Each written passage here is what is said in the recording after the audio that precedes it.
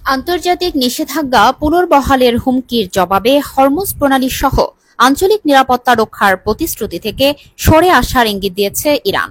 দেশটির সংসদের জাতীয় নিরাপত্তা ও পররাষ্ট্রনীতি কমিশনের সদস্য আব্বাস মকতাদাই বলেছেন, যদি ইউরোপীয় দেশগুলো জাতিসংঘের মাধ্যমে ইরানের ওপর নিষেধাজ্ঞা পুনর্বহাল করে, তাহলে তেহরান আর ওই অঞ্চলের নিরাপত্তার দায়িত্ব নেবে না।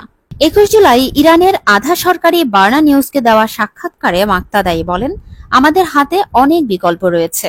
আমরা উপসাগর, হরমুজ প্রণালী ও অন্যান্য গুরুত্বপূর্ণ সমুদ্রপথে নিরাপত্তা দেওয়া থেকে সরে দাঁড়াতে পারি।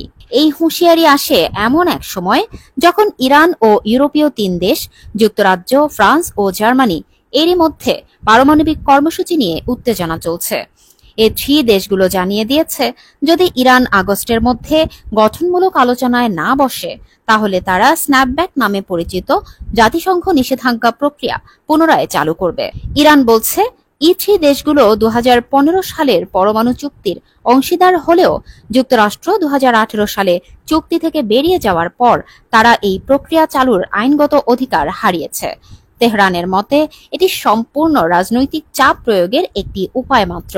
ইরানের পররাষ্ট্রমন্ত্রী আব্বাস আরাগচি রোববার জাতিসংঘ মহাসচিবকে লেখা এক চিঠিতে বলেন, ইসরায়েল ও যুক্তরাষ্ট্রের হামলার ঘটনায় এই ৩ দেশগুলোর নীরবতা তাদের নিরপেক্ষতা হারিয়েছে, তাই তারা চুক্তির আইনি সুবিধা নিতে পারে না।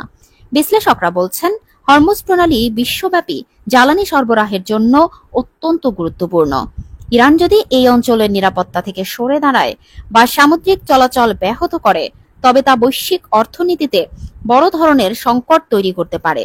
এর আগেও ইরান পশ্চিমা চাপ মোকাবেলায় হরমুজ প্রণালীকে রাজনৈতিক চাপের কৌশল হিসেবে ব্যবহার করেছে। এবারও তেহরান সেই পুরনো পথেই হাঁটছে বলে মনে করছেন মধ্যপ্রাচ্য পর্যবেক্ষকরা।